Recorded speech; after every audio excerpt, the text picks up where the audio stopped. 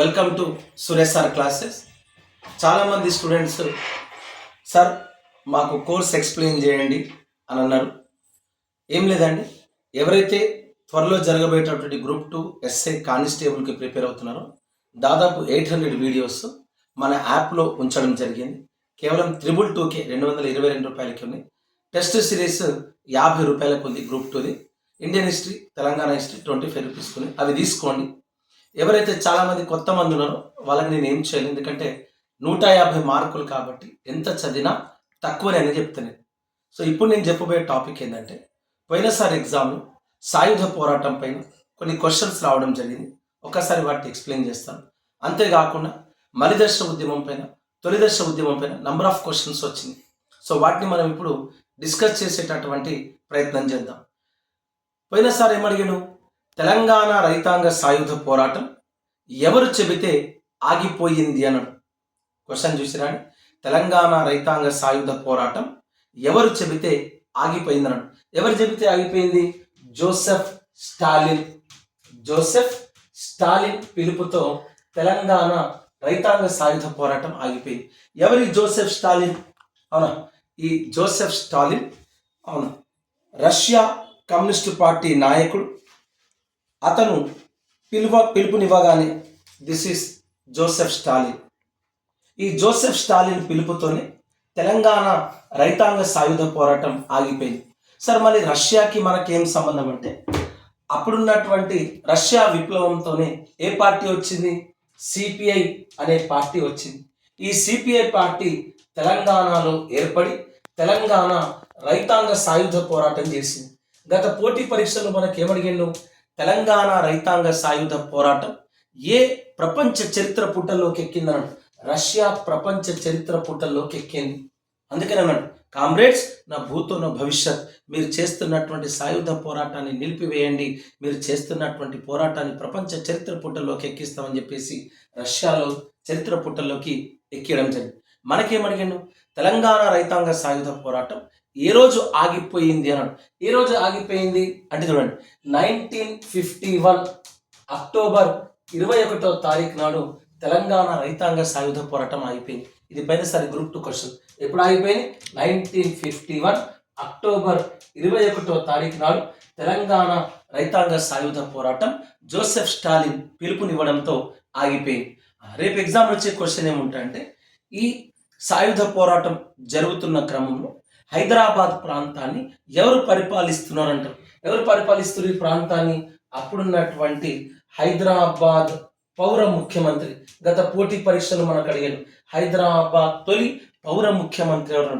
హైదరాబాద్ తొలి civilian chief minister M K Vellodi, Mullath Kadangi Vellodi. ఈ M K Vellodi పరిపాలనా కాలంలోనే ఏమాగిపోయింది? తెలంగాణ రైతాంగ సాయుధ పోరాటం అనేది ఆగిపోయింది. మనకి ఎగ్జామ్లో ఏమడిగింది? ఇదే ఎంకే వెల్లోడి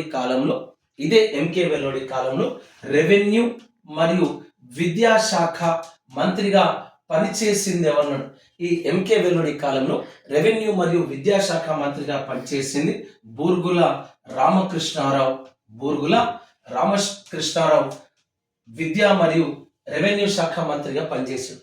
మనకి ఎగ్జామ్లో ఏమడిగాను?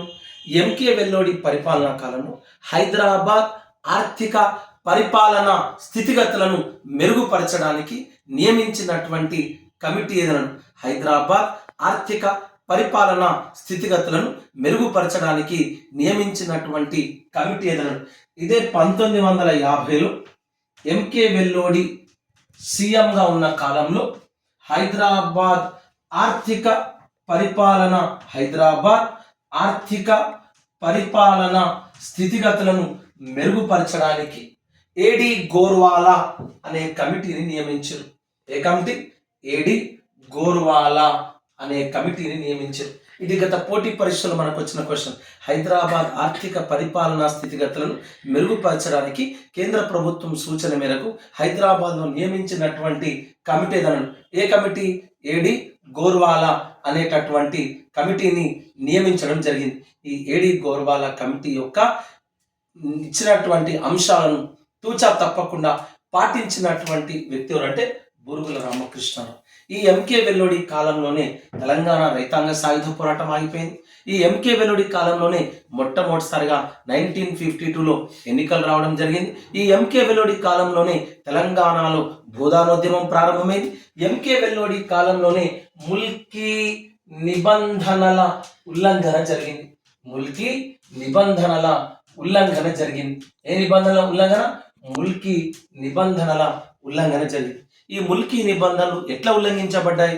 ఇక్కడ ఉన్నటువంటి పోయినసారి గ్రూప్ 2 క్వశ్చన్, ఎప్పుడు హైదరాబాద్ సంస్థానంలో ఉర్దూ అనేది అధికారిక భాషగా ఉంది. ఎప్పటి నుండి ఉర్దూ అధికారిక భాషగా ఉంది? 1884 నుండి ఉర్దూ అనేది అధికారిక భాషగా ఉంది. ఉర్దూ అనేది అధికారిక భాషగా అప్పటి నుండి 1950 వరకు ఉంది. ప్రాబ్లం ఏమైంది? 1950లో ఎంకే వెల్లోడి పౌర ముఖ్యమంత్రి కాగానే ఏం చేసాడు? తక్షణమే ఈ ఉర్దూ రికార్డులన్నింటినీ ఎళ్ళకి మార్చమని చెప్పేసాడు. ఇంగ్లీష్ భాషలోకి తర్జుమా చేయమని చెప్పాడు. తర్జుమా అంటే అర్థం ఏంటండి? ట్రాన్స్లేషన్. తర్జుమా అంటే అర్థం ఏంటంటే ట్రాన్స్లేషన్. అంటే 1884 నుండి 1950 వరకు ఉన్నటువంటి దాదాపు 50 సంవత్సరాలు, 16 సంవత్సరాలు, 66 సంవత్సరాల వందల వేల రికార్డులని తక్షణమే ఉర్దూ భాష నుండి ఇంగ్లీష్ భాషలోకి తర్జుమా చేయాలని. అప్పుడు పెద్ద ఎత్తున ఏ ప్రాంతం నుండి? మద్రాస్ రాష్ట్రంలోని ఆంధ్ర ప్రాంతానికి చెందినటువంటి ఉద్యోగులు పెద్ద ఎత్తున ఇక్కడికి రావడం జరిగింది. ఏ సంవత్సరంలో? 1950లో. ఇదంతా ఏ సినిమాలో ఉంది? ఇదంతా కూడా పోరు తెలంగాణ అనే సినిమాలు ఉంది. ఎవరు ఈ సినిమాకు దర్శక నిర్మాత? ఆర్ నారాయణమూర్తి. ఒక్కసారి ఆ సినిమా చూస్తే మీకు అర్థమైపోతుంది ఏ విధంగా 1950లో ముల్కీ నిబంధనలు ఉల్లంఘించబడి 1950లో ఎంకే వెల్లోడి కాలంలో హైదరాబాద్లో ఉన్నటువంటి ఉర్దూ రికార్డులన్నింటినీ ఇంగ్లీష్ భాషలోకి తర్జుమా చేయడానికి మద్రాస్ రాష్ట్రంలోని ఆంధ్ర ప్రాంతంలో వచ్చినటువంటి వారు ఇక్కడి ఏం చేశారు? ఇక్కడి సర్ఫే ఖాస్ అని అడిగిన ఎగ్జామ్. సర్ఫే ఖాస్ అంటే అర్థమైంది? నిజాం తన అవసరాలకు వాడుకునేటటువంటి 10% భూమిని సర్ఫే ఖాస్ అన్నారు. ఈ సర్ఫే ఖాస్ భూములను ఏం చేశారు? అన్యాక్రాంతం చేసి పడేశారు. అంటే మద్రాస్ రాష్ట్రం నుండి వచ్చినటువంటి ఆంధ్ర ప్రాంతం వారు రాగానే ఇక్కడ ఉన్నటువంటి విలువైనటువంటి భూములను దోచుకున్నారు. ఇగో దీనికి మళ్ళా కాపాడుకోవడానికి కాపలా ఉండాలి కదా. ఇక్కడికి వచ్చినటువంటి వాళ్ళు వెళ్లకుండా ఇక్కడే ఉండి ఇక్కడ ఉన్నటువంటి విలువైన భూములను దోచుకున్నారు. దీన్ని ఏమంటామంటే మనం భూముల అన్యాక్రాంతం అంటాం, ముల్కీ నిబంధనల ఉల్లంఘన అంటాం. మనకి ఎగ్జామ్ ఏమడిగిను? అత్యధికంగా ముల్కీ నిబంధనల ఉల్లంఘన ఎవరి కాలంలో జరిగింది? ఎంకే వెల్లోడి కాలంలో జరిగింది. ఇంకేం జరిగింది? ఇక్కడే ఉన్నటువంటి ఎంకే వెల్లోడి ఇక్కడ ఉన్నటువంటి ప్రజలకు మాతృభాషలో విద్యా బోధన అందించాలనుకున్నాడు. అంటే మెజారిటీ ప్రజలైనటువంటి తెలుగు వాళ్ళకు ఏ భాషలో? తెలుగు భాషలో విద్యా బోధన నేర్పించాలనుకున్నాడు. అంటే మాతృభాష తెలుగులో విద్యా బోధన నేర్పించాలనుకున్నాడు. కానీ ఇక్కడ తెలుగు వాళ్ళు ఎక్కడన్నారు? తెలుగు భాష వచ్చిన వాళ్ళంటే మద్రాస్ రాష్ట్రంలోని కేవలం ఆంధ్ర ప్రాంతంలోనే ఈ తెలుగు వాళ్ళు.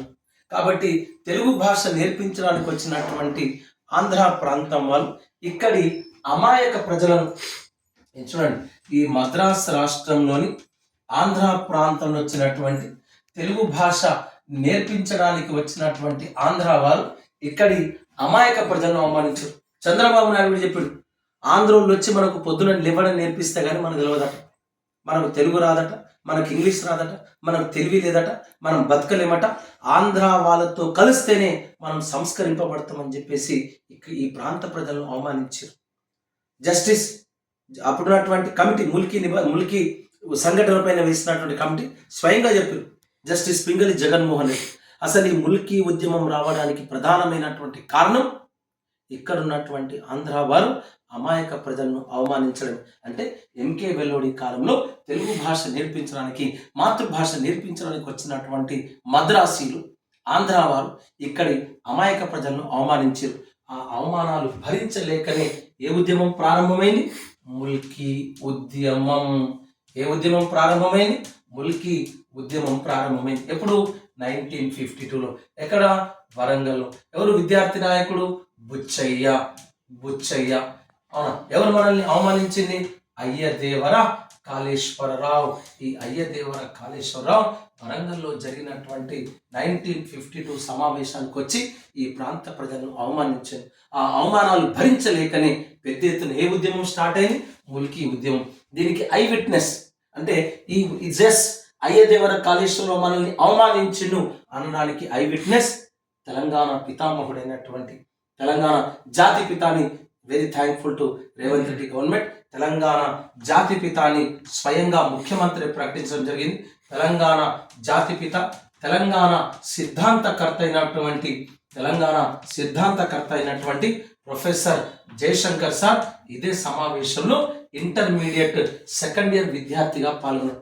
ఇంటర్మీడియట్ సెకండ్ ఇయర్ విద్యార్థిగా ఉన్నటువంటి ప్రొఫెసర్ జయశంకర్ సార్ ఆనాడు వరంగల్లో ఉన్నటువంటి సమావేశంలో ఉంటే ఆ సమావేశానికి అతిథిగా వచ్చినటువంటి అయ్యదేవర కాళేశ్వరరావు ఇక్కడి అమాయక ప్రజలను అవమానించారు. ఆ అవమానాలు భరించలేనటువంటి విద్యార్థులంతా ఒక్కసారిగా ఏమన్నారు? Idli sambar go back, idli sambar go back అనేటటువంటి నినాదాన్ని ఇచ్చారు. ఎప్పుడైతే విద్యార్థులు ఇడ్లీ సాంబార్ గో బ్యాక్ అనే నినాదాన్ని ఇచ్చారో అక్కడ విద్యార్థులు లాఠీ చార్జ్ జరిగింది. ఆ లాఠీ చార్జ్ చేస్తున్నటువంటి వాళ్ళు ఆంధ్ర వాళ్ళు, మనల్ని అవమానించిన వాళ్ళు ఆంధ్ర వాళ్ళు, ఆ తర్వాత ఇక్కడ చదువు చెప్పడానికి వచ్చిన వాళ్ళు ఆంధ్ర వాళ్ళు.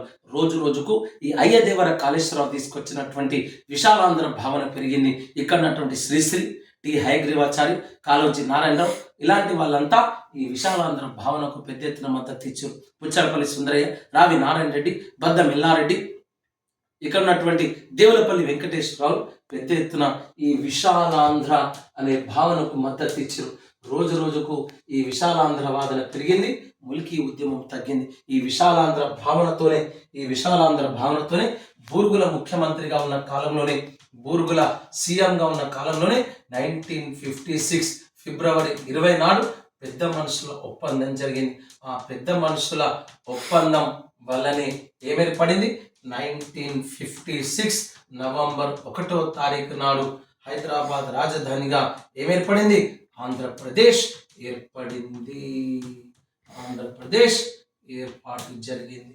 ఇట్లా తెలంగాణకు సంబంధించిన ప్రతి విషయం పైన మీకు అవగాహన ఉంటుంది. 1 మార్కు 2 మార్కు కాదు కదా, కొంతమంది చెప్తారు. అవునా? ఇక నేను నెగిటివ్ కామెంట్స్ చేయదలుచుకోలే, నాకు అంత టైం లేదు. నాకేం రాదని చెప్తా, నాకేం రాదు, ఐఎమ్ ఏ లర్నర్ అని చెప్తా.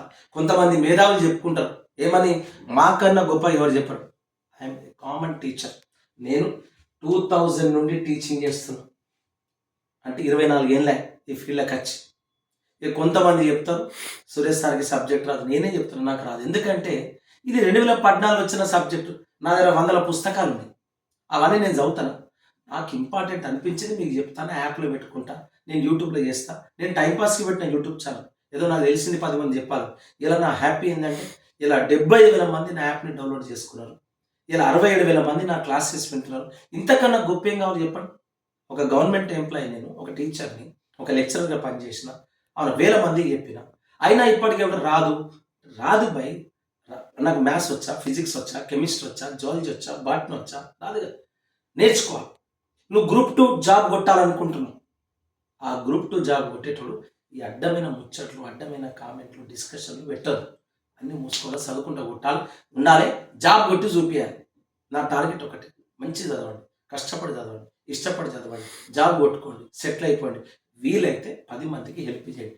ఈ నెగిటివ్ యాటిట్యూడ్ ఉన్నదనుకో జీవితం మొత్తాన్ని బతకంతే ఇంతే ఉంటుంది. హాయిగా చదవండి, రిలాక్స్ మైండ్తో చదవండి, పీస్ఫుల్గా చదవండి. Don't waste your time. ఓకేనా? I wish all the best, I wish all success. మీ ఫ్రెండ్స్ ఎవరైతే కొత్తగా ప్రిపేర్ అవుతున్నారో, కానిస్టేబుల్ కావచ్చు, ఎస్ఐ, గురుకుల, జేఎల్, డిఎల్, వాళ్ళందరికీ ఇన్ఫార్మ్ చేయండి.